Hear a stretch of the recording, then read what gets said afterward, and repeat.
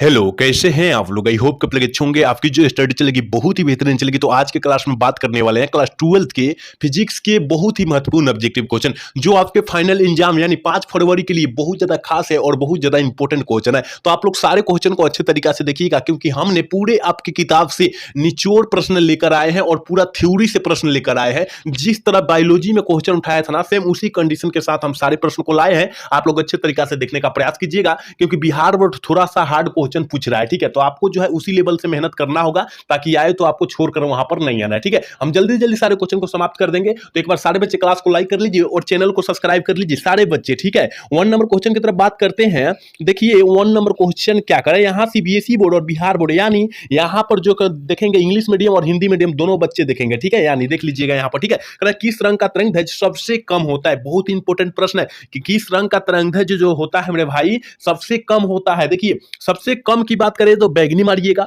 और सबसे अधिक की बात करें, क्या अधिक की जब बात करें मेरे भाई, वो लाल मारिएगा। ठीक है ना, ऑप्शन जो हो जाएगा इसका फाइनल ऑप्शन ये हो जाएगा, क्योंकि कम की बात किया जा रहा है। ऑप्शन ए वाला सही करेंगे, 1 का ऑप्शन ए हो जाएगा, याद रखिएगा। लेकिन अधिक का बात करता है तो क्या मारते हैं? डी मारते हैं, याद रखिएगा। ठीक है, यहां देखिए हम जो भी क्वेश्चन बतलाएंगे ना, उस क्वेश्चन को अच्छे तरीके से सुनिएगा, क्योंकि वो भी काफी ज्यादा खास हो सकता है, याद रखिएगा। ठीक है, अगला क्वेश्चन देखते हैं क्या कराए के दृश्य स्पेक्ट्रम में के रंगों में किसका अधिक तरंगदैर्घ्य होता है। देखिए यहाँ पूछ ही दिया, वही प्रश्न पूछ दिया जिसका हमने बतलाया अभी, वही पूछ दिया। तो लाल रंग का तरंगदैर्घ्य जो होगा अधिक होगा। देखिए यहाँ कुछ डाल दिया है कि नहीं डाल दिया, कि दृश्य स्पेक्ट्रम यहाँ कर दिया। ठीक है, क्योंकि भुतलाने के लिए जो होता है ना, बिहार बोर्ड कोई भी क्वेश्चन को डाल सकता है आगा। ठीक है, तो आपको थोड़ी सी कंसेप्चुअल क्वेश्चन को देखना होगा। ठीक है, अगला क्वेश्चन की तरफ बात करेंगे, यानी 3 नंबर क्वेश्चन जो है आपकी स्क्रीन पर है। कह रहा है ना, एक खगोलीय दर्पण को पानी में डुबा दिया जाता है तो इसकी फोकस दूरी जो होगी वो क्या हो जाएगी मेरे प्यारे छात्रों? इस टाइप से क्वेश्चन कम से कम 4-5 रहेंगे, याद रखिएगा। घटता बढ़ता में 4 क्वेश्चन रहेंगे। जो बच्चे गलत कर देता है, क्योंकि उसको पकड़ में ही नहीं आता है क्वेश्चन को, इसलिए जो होता है क्या करता है, गलत कर देता है बच्चा। ठीक है, तो देखिए क्या कह रहा है कि एक खगोलीय दर्पण को जब पानी में हम डुबाएंगे, खगोलीय कह रहा है, तो खगोलीय के लिए जो समान होता है उसके फोकस दूरी जो होती है वो समान नहीं होती है खगोलीय में। आप लोग पढ़े होंगे थ्योरी में, याद रखिएगा। ऑप्शन सी वाला सही हो जाएगा। हम सारे क्वेश्चन थ्योरी से लेकर आए हैं। ठीक है ना, सारे थ्योरी से क्वेश्चन लेकर आए। आप लोग सारे क्वेश्चन को अच्छे तरीके से देखिएगा। ठीक है, क्योंकि बिहार बोर्ड थ्योरी से ही क्वेश्चन को डाल रहा है। ठीक है, तो आपको जो है अच्छे तरीके से देख लेना है। अगला क्वेश्चन यानी 4 नंबर क्वेश्चन देखिए क्या कह रहा है, ये भी थ्योरी से क्वेश्चन है। कह रहे कि पार्थिव दूरदर्शी द्वारा बना अंतिम प्रतिबिंब जो होता है वो कैसा बनता है? ठीक है ना, पार्थिवों में बनता है। ठीक है, तो याद रखिएगा 4 का जो ऑप्शन ठीक होगा वो बी होगा। काल्पनिक एवं वस्तु की अपेक्षा सीधा बनेगा। क्या बनेगा? काल्पनिक भी बनेगा और वस्तु की अपेक्षा सीधा बनेगा। ठीक है, ऑप्शन बी वाला सही होगा, याद रखिएगा। 4 का ऑप्शन बी हो जाएगा, याद रखना है आपको। ठीक है, अगला क्वेश्चन देखिए 5 नंबर क्वेश्चन क्या कह रहे हैं कि 40 सीएम फोकस दूरी का एक उत्तल लेंस एवं 20 सीएम फोकस दूरी का एक अवतल लेंस संपर्क में है तो इसके संयोजन की क्षमता क्या हो जाएगी? इसकी संयोजन की क्षमता क्या हो जाएगी, हम फॉर्मूला बतला दे रहे हैं,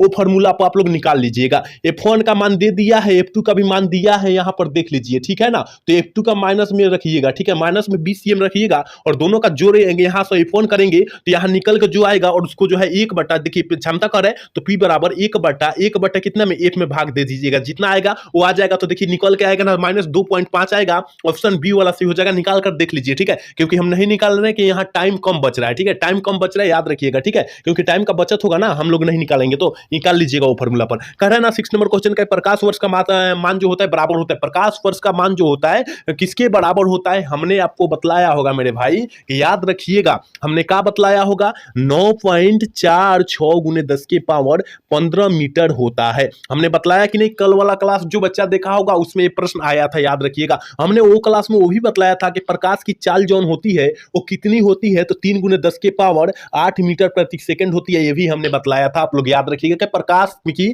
चाल जो होती है वो कितनी होती है। आप लोग याद रखिएगा, सारे क्वेश्चन को अच्छे तरीके से याद रखिएगा, क्योंकि हमने उसी टाइप से क्वेश्चन सेट किया है जिस टाइप से बिहार बोर्ड ने बायोलॉजी के पेपर में क्वेश्चन को डाला था। उसी टाइप से सारे क्वेश्चन को हमने लेकर आया, तो आप लोग अच्छे तरीके से देखने का प्रयास कीजिएगा। अगला क्वेश्चन यानी 7 नंबर क्वेश्चन कह रहा है ना, किसी भी प्रिज्म की वर्ण विक्षेपण क्षमता निर्भर करती है। किसी भी प्रिज्म की वर्ण विक्षेपण क्षमता जो होगी वो किस पर निर्भर करेगी? तो याद रखिएगा प्रिज्म के पदार्थ की प्रकृति पर करेगी। ऑप्शन बी वाला सही होगा, याद रखिएगा। अगला क्वेश्चन यानी 8 नंबर क्वेश्चन कर रहे हैं, ध्रुवीय प्रकाश उत्पन्न करने के लिए किसको प्रयुक्त किया जाता है? ध्रुवीय प्रकाश उत्पन्न करने के लिए हम लोग किसको उत्पन्न करते हैं? आप लोग नहीं पढ़े होंगे, याद रखिएगा, निकोल प्रिज्म को करते हैं। ऑप्शन सी वाला सही हो जाएगा। हमने बोला है ना कि पूरा थ्योरी से क्वेश्चन सारे क्वेश्चन लेकर आए हैं, याद रखिएगा, ठीक है। अगला क्वेश्चन यानी 9 नंबर क्वेश्चन कह रहा है कि जब कह रहा है ना, देखिए मेरे भाई, कह रहा है कि जब प्रकाश स्रोत और पर्दे के बीच की दूरी बढ़ा दिया जाए तो फ्रिंज की चौड़ाई जो हो जाएगी, क्या हो जाएगी। हमने क्या बोला था, 4 क्वेश्चन आएगा, 4 से 5 क्वेश्चन आएगा कि घटेगा कि बढ़ेगा, इसका आंसर क्या हो जाएगा,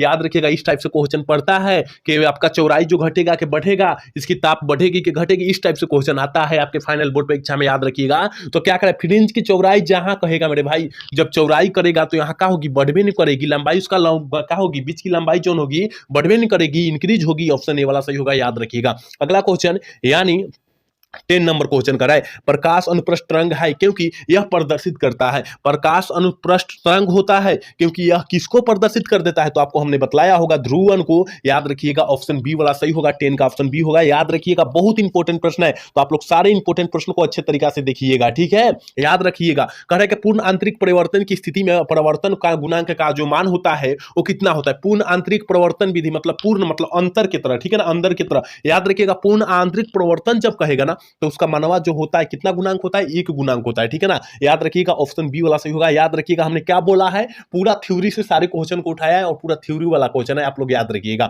अगला क्वेश्चन यानी 12 नंबर क्वेश्चन का देखा, मृग मरीचिका का कारण क्या होता है, मृग मरीचिका का कारण जो होता है वो क्या होता है, किसके कारण होता है, और ये फाइनल बोर्ड परीक्षा में काफी बार पूछा गया है, याद रखिएगा। कह रहा है कि पूर्ण आंतरिक परिवर्तन के सिद्धांत पर कार्य करता है, ऑप्शन क्या हो जाएगा, ये वाला सही हो जाएगा, 12 का ऑप्शन हो जाएगा, याद रखिएगा। अगला क्वेश्चन की तरफ बात करते हैं, और अगला क्वेश्चन क्या करे, समतल दर्पण की वक्रता त्रिज्या क्या होती है, आपको तो पता ही है, इन्फिनिटिव होती है यानी अनंत होती है, ऑप्शन ए वाला सही हो जाएगा, 13 का ऑप्शन ए हो जाएगा, याद रखिएगा।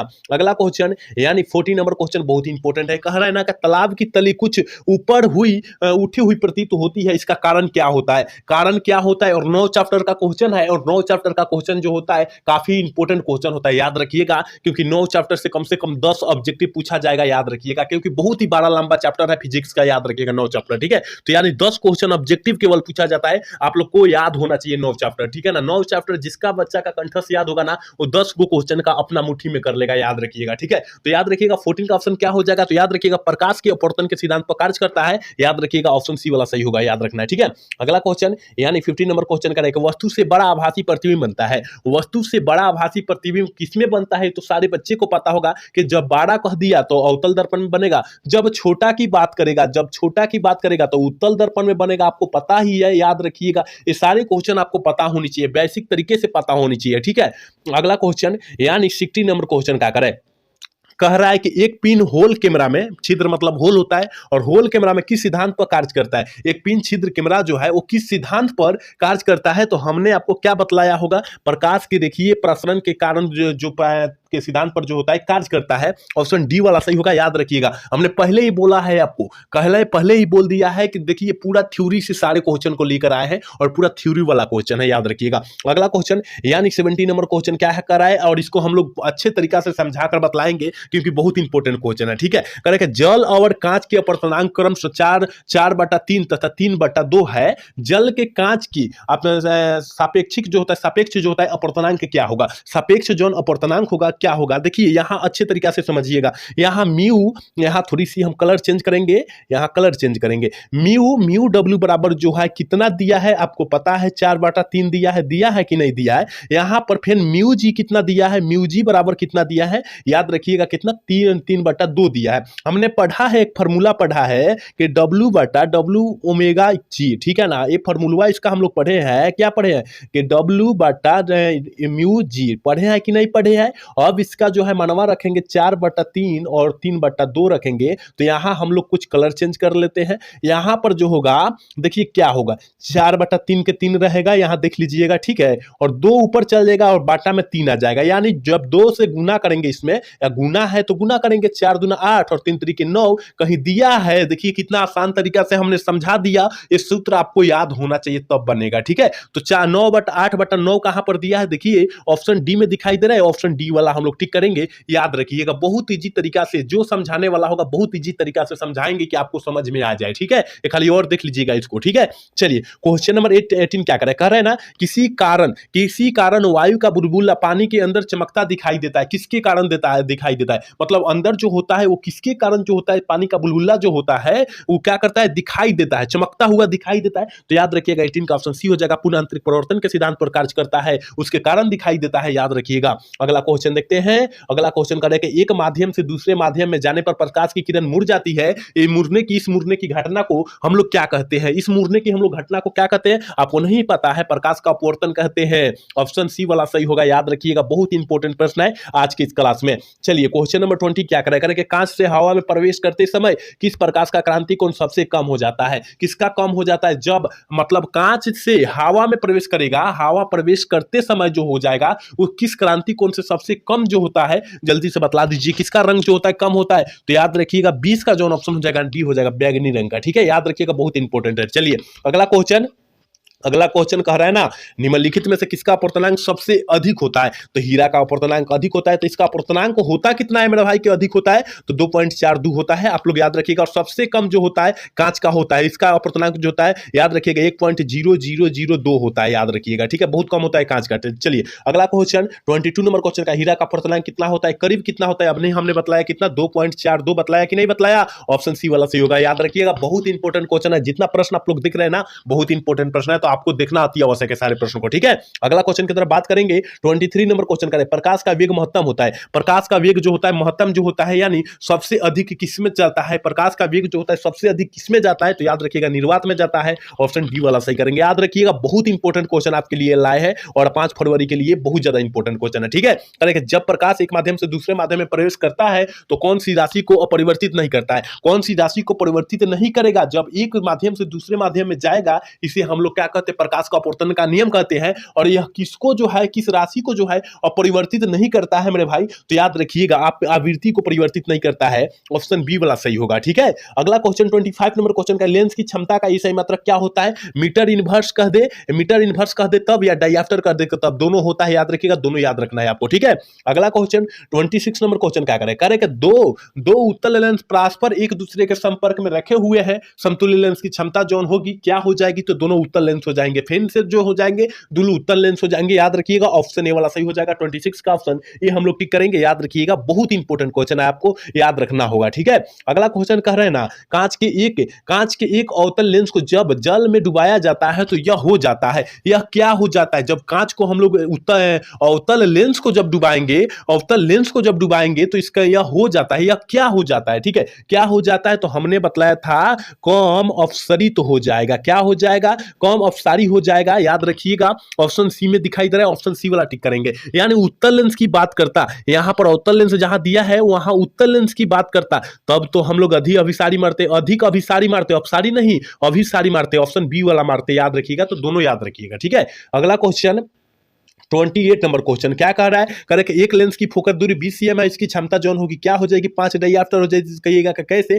तो क्षमता का सूत्र हम लोग पढ़े हैं 100 बटा कितना पढ़े हैं, 100 बटा एफ पढ़े हैं, यानी फोकस दूरी पढ़े हैं, तो 100 बटा फोकस दूरी का मानवा 20 दिया है, जब काटेंगे तो डायऑप्टर में आंसर मांग रहा है, तो ऑप्शन जो हो जाएगा डी वाला सही हो जाएगा, याद रखिएगा। चलिए अगला क्वेश्चन 29 नंबर क्वेश्चन करें, जब श्वेत प्रकाश की किरण लेंस में प्रवेश करती है तो निम्न में से किसमें परिवर्तित हो जाती है, किसमें परिवर्तन हो जाती है, जल्दी से बतला दीजिए, 29 का ऑप्शन फटाफट मेरे भाई बतला दीजिए क्या हो जाएगा, तो वेग और तरंगदैर्घ्य में परिवर्तित हो जाएगी, परिवर्तन हो जाएगी, ऑप्शन ए वाला सही होगा, 29 का ऑप्शन ए हो जाएगा, याद रखिएगा। अगला क्वेश्चन 30 नंबर क्वेश्चन कर रहे हैं ना, करें कि दो लेंस जिनकी क्षमता -15 डायऑप्टर तथा प्लस डायऑप्टर समतुल्य के करने की क्षमता में फोकस दूरी जोन होगी वो क्या हो जाएगी, तो आपको तो पता ही है, आपको जब दो गो उत्तल लेंस जब रखेंगे हमारे भाई, तो यहां देखिए एक क्वेश्चन आया था जिसका -2.5 आंसर था, देखिएगा हमने बतलाया, ठीक है। तो यहां क्या देखेंगे, यहां देखिए किस तरह हम निकाल कर ही बतला दे रहे, P1 का मनवा दे दिया है -15 डायऑप्टर, याद रखिएगा, P2 का जो मनवा दे दिया है कितना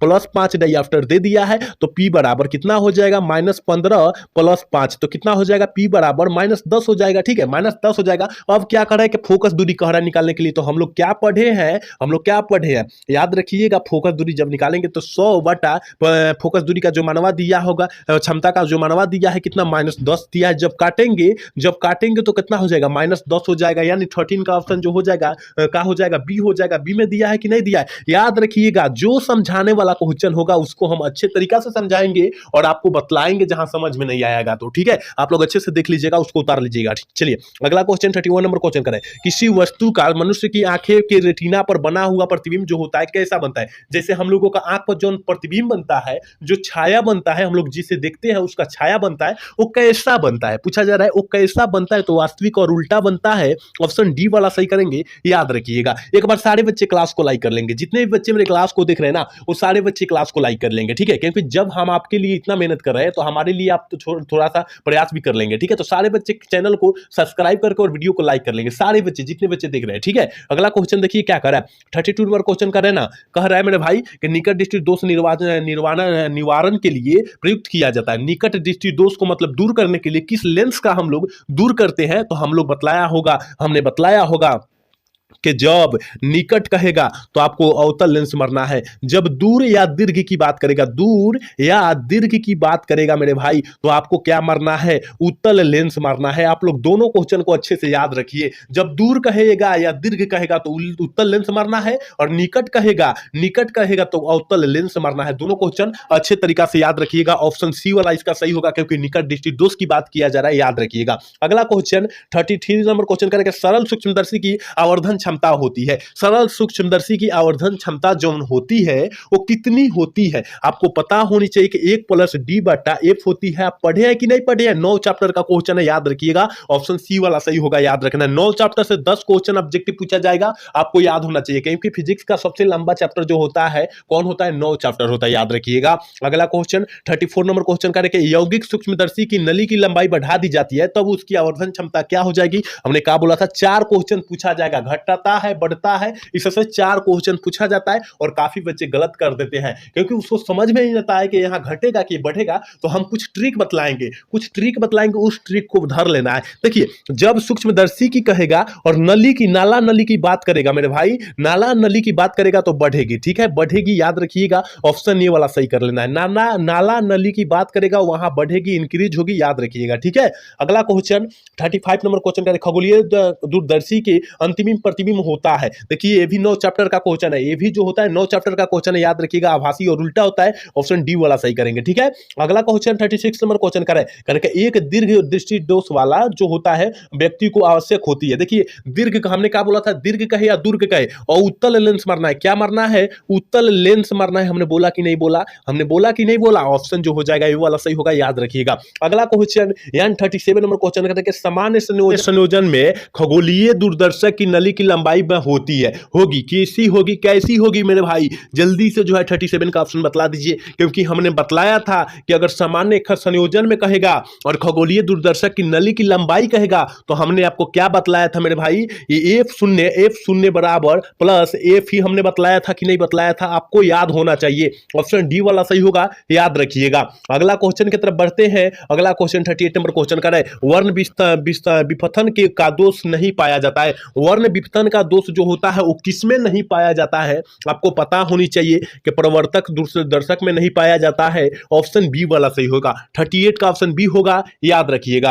अगला क्वेश्चन 39 नंबर क्वेश्चन कह रहा है, देखिए मेरे भाई कह रहे हैं ना, बेलनाकार लेंस का व्यवहार किया जाता है आंख के उस दोष को दूर करने में जिसके लिए कहा जाता है, जिसे हम लोग क्या कहते हैं। देख लीजिए क्वेश्चन को किस तरह घुमाया गया है, आपको देख सकते हैं, आप लोग खुद देख सकते हैं, ठीक है। तो याद रखिएगा, उसे हम लोग क्या कहते हैं, एस्टिग्मेटिज्म कहते हैं। ऑप्शन सी वाला सही होगा, 39 का ऑप्शन सी हम लोग टिक करेंगे, याद रखिएगा। अगला क्वेश्चन 40 नंबर क्वेश्चन क्या करें, देखिए एक इसी टाइप से क्वेश्चन आया, आप लोग वहां पढ़िएगा, ठीक है ना। यहाँ सामान्य संयोजन के लिए खगोलीय दूरदर्शी की आवर्धन क्षमता कह रहा है, यहाँ क्षमता की बात किया जा रहा है, यहाँ नली की बात नहीं किया जा रहा है। अगर नली की बात होता तो हमने क्या बतलाया वहां, आप लोग देखे नहीं क्या बतलाया। तो यहाँ देखिए क्या हो जाएगा, याद रखिएगा, यहाँ क्या की बात की जा रही है, खगोलीय दूरदर्शक की आवर्धन क्षमता की, यानी पी की बात किया जा रहा है। क्या की बात किया जा रहा है, पी की बात किया जा रहा है। तो याद रखिएगा f0/f ही होता है, याद रखिएगा। ऑप्शन ए में दिखाई दे रहा है, ऑप्शन ए वाला सही हो जाएगा। नली के पूछता तो हम लोग क्या मारते, f0 + f ही मारते कि नहीं मारते, हमने बतलाया कि नहीं बतलाया, याद रखिएगा सारे प्रश्न को।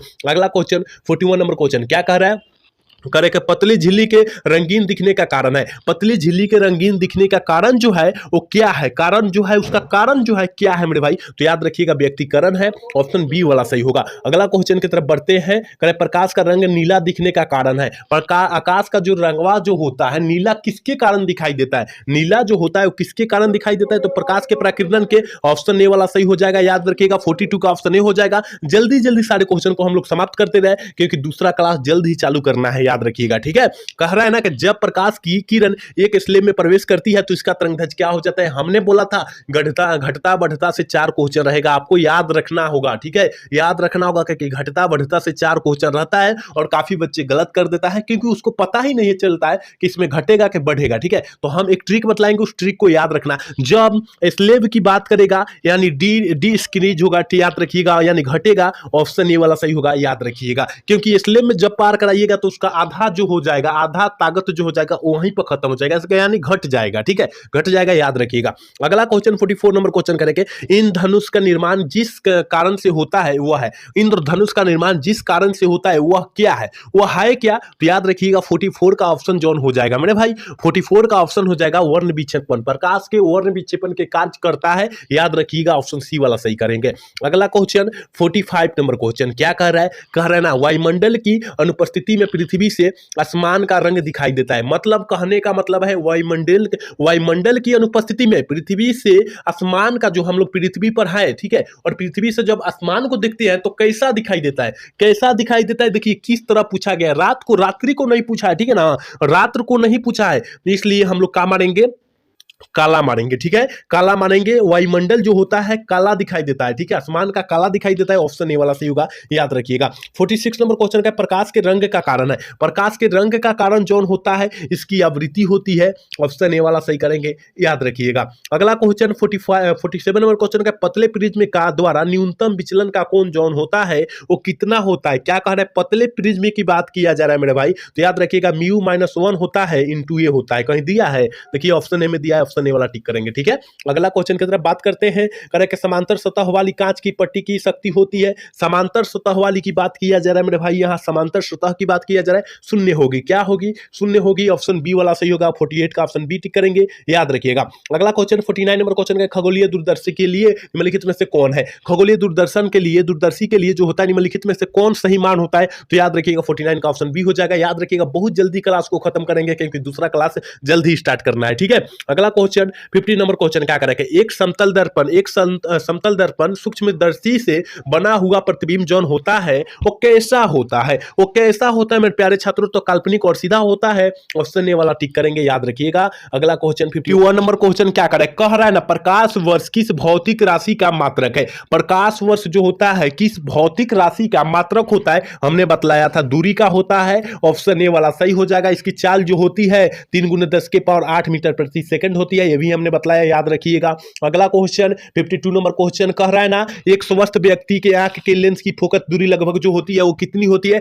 काफी बच्चा यहां गलत करेगा, मार देगा 25 cm, तो गलत हो जाएगा क्योंकि यहां लगभग फोकस दूरी की बात किया जा रहा है, यहां फोकस दूरी की बात किया जा रहा है, तो 25 cm कहां से हो जाएगा मेरे भाई, 2 cm हो जाएगा, याद रखिएगा। अगर स्पष्ट दर्शन की न्यूनतम दूरी की बात करता तब ना हम लोग 25 cm मारते। आप लोग अच्छे से सारे क्वेश्चन को देखिएगा, आप लोग सारे क्वेश्चन को अच्छे से देखिएगा क्योंकि हमने पहले ही बोला है कि पूरा थ्योरी से सारे क्वेश्चन को लेकर आए हैं, याद रखिएगा। अगला क्वेश्चन 53 नंबर क्वेश्न का 4 डाइऑप्टर वाले क्षमता जो होते हैं ना लेंस की फोकस दूरी क्या होगी, 4 डाइऑप्टर कह रहा है, 4 डाइऑप्टर आपको पता ही है कि फोकस दूरी ये बराबर जो होती है 1 डाइऑप्टर यानी क्षमता की मान दिया है 4 को दिया है, कितना दिया है 4 दिया है, तो यहाँ 1 में जब 4 से भाग देंगे तो कितना होगा 0.25 होगा कि नहीं होगा, सेंटीमीटर में होगा, तो कहां पर दिया है, ऑप्शन बी में दिया है, ऑप्शन बी वाला सही होगा, याद रखिएगा। बहुत आसान सारे क्वेश्चन है, अगर थोड़ी सी आप लोग दिमाग लगा देते हैं तब, ठीक है। चलिए 54 नंबर क्वेश्चन करेंगे, पारदर्शी माध्यम हीरा के लिए क्रांति कोण का मान जो होता है कितना होता है, बहुत इंपॉर्टेंट है, बहुत इंपॉर्टेंट है प्रश्न है, तो याद रखिएगा 54 का ऑप्शन जो हो जाएगा डी हो जाएगा, 24.41 डिग्री होता है, ऑप्शन डी वाला सही करेंगे, याद रखिएगा। पूरा थ्योरी से क्वेश्चन है, पूरा थ्योरी से क्वेश्चन है, याद रखिएगा। कांच के लिए क्रांतिक कोण होता है, कांच के लिए क्रांतिक कोण जौन होता है वो कितना आता है, लगभग 42 डिग्री होता है, आपको पता ही है, ऑप्शन डी वाला सही होगा। अगला क्वेश्चन 56 नंबर क्वेश्चन कर रहा है, क्या कह रहा है, कह रहा है कि यदि AG 2/3/2 तथा AW जो है 4/3 है, तो WGU के मान निकाल लीजिए। तो याद रखिएगा, देखिए हम डायरेक्ट क्या बतला रहे हैं, डायरेक्ट बतला दे रहे हैं आंसर, ठीक है, डायरेक्ट आंसर बतला दे रहे हैं। याद रखिएगा 4/3 होगा, क्योंकि W आगे है ना, ऊपर W है, तो W, तो ये गुने गुने कितना 2 बटा कितना हो जाएगा, यहाँ बाटा में करेंगे तो 3/2 होगा। जब इसको हम लोग ऊपर ले जाएंगे तो 4/3 गुने 2/3 हो जाएगा, यानी 8/9 हो जाएगा कि नहीं हो जाएगा। 56 का ऑप्शन जो हो जाएगा डी हो जाएगा। क्या हो जाएगा? 56 का ऑप्शन डी हो जाएगा। याद रखिएगा, बहुत आसान होता है, थोड़ी सी आप लोग कंसेप्ट जान जाइएगा ना तो पूरा आसान क्वेश्चन है, ठीक है। चलिए क्वेश्चन नंबर 57 क्या करे ना, समकृत दो लेंस की शक्ति जोन होती है वो क्या होती है। सूत्र पूछा गया है, सूत्र पूछा गया तो हमने बताया था P1 बराबर P1 प्लस P2 बतलाया था कि नहीं बतलाया था, आपको बतलाया था कि नहीं बतलाया था, इस पर क्वेश्चन ही हमने करवाया है, ठीक है।